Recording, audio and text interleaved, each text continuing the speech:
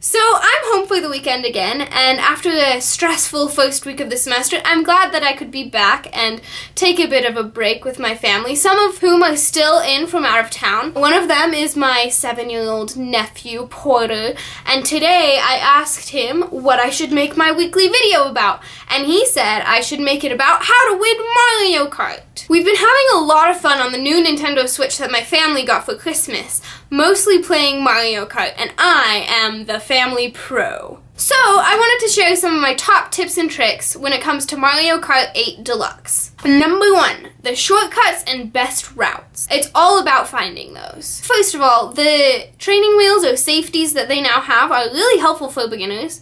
I mean, I like to turn them on for my 4-year-old nephews when they're playing, so then it basically plays for them and then they'll actually finish the race and let us continue on. But those training wheels can get in the way of taking shortcuts. So as soon as you get the hang of driving, you should turn off the smart steering. You can even change it mid-race. It is kind of annoying that smart steering is automatically on when you first start playing. It took me a while to figure out how to turn it off. Anyway, Mario Kart 8 has a lot of the obvious shortcuts, like taking the jump in the grass or cutting the corner, stuff like that. But then again with those, they generally require some sort of speed boost or like mushrooms to get you through it. For example, on Mount Wario, there's a really cool jump that lets you skip part of the track, but you need a mushroom to actually make the jump and not fall off. So because of that, these shortcuts aren't always super helpful when you're like staying in first and don't get the items that you need to accomplish them. But then there are also a bunch of races that have multiple routes that you can take,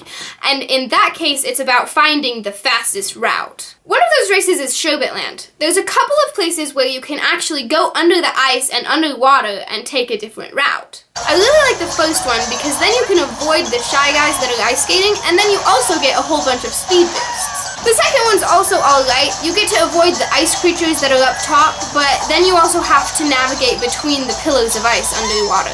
Anyway, how you access those shortcuts is by going into the water when there's a crack in the ice that has orange traffic cones in front of it. Another course that has a big difference between different routes you can take is Yoshi Valley. In this course, there are 6 different routes you can take. One where you turn left and then left again, one where you turn left and then go to the middle, one where you turn left and then right, one where you turn right and then left, one where you turn right and then go towards the middle, and one where you turn right and go to the right again. I measured the distance from the starting point, or point A, to where all of the routes have met back up again, or point B. And here's a picture of my findings. The length of the yarn represents the distance of this route according to this map, which is to scale. According to this, Route 1 is the shortest, and then Routes 2 and 4 are a little bit longer, with Routes 3 and 5 being a little bit longer to that, but very close, and then Route 6 being by far the longest. However, the route length doesn't necessarily tell us which one's fastest or slowest, especially since Route 6 sends you through a cannon which speeds you up for that stretch of the route. So I tested the speed of each of the routes by doing a few time trials. This picture shows how long each lap took using Route 1 on lap 1, Route 2 on lap 2,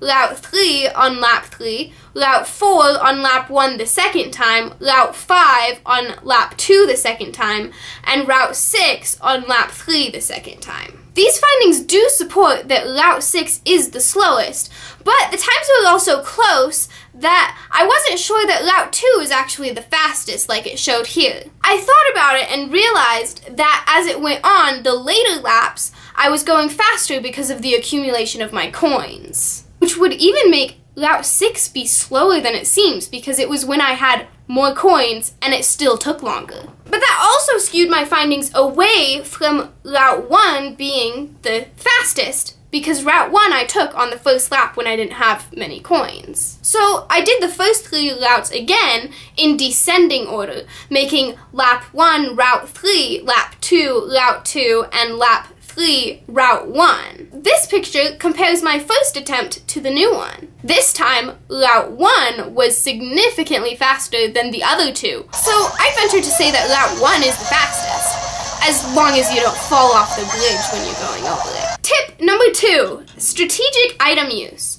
It is great in Mario Kart 8 that you can hold up to 2 items at a time, because then you can be even more strategic about how you use them. It's also well worth it to memorize where all the double item blocks are, so then you can replenish both items at one time. But my point today will be about avoiding shells when you're near the front. There are a lot of ways to avoid getting hit by a lead shell. Most of the items will protect you. For example, just hold a banana or another shell behind you.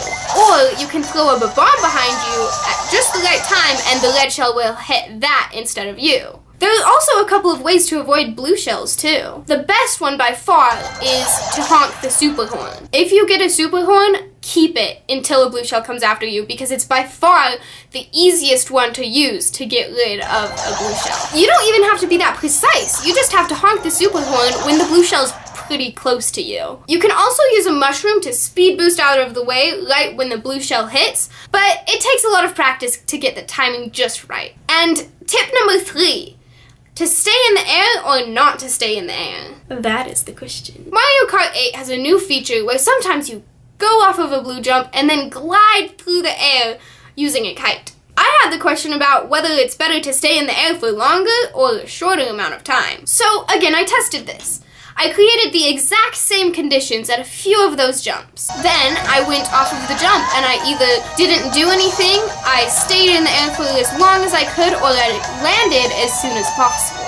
In general, it's actually better to land sooner because the act of diving in the air speeds you up a little bit as you avoid air resistance. There are a few times when staying up higher is better, but because there's a shortcut, like in Shy Guy Falls, or because you're avoiding other obstacles, like in Moo Moo Meadows. But usually landing sooner is better, especially when you have to make a turn right after, because then it gives you more time to make a proper turn. Just don't dive so far down that you actually land too soon and fall off the course. I hope you enjoyed learning about my findings. If you did, give this video a thumbs up, and also subscribe to see more fun videos like this every Saturday.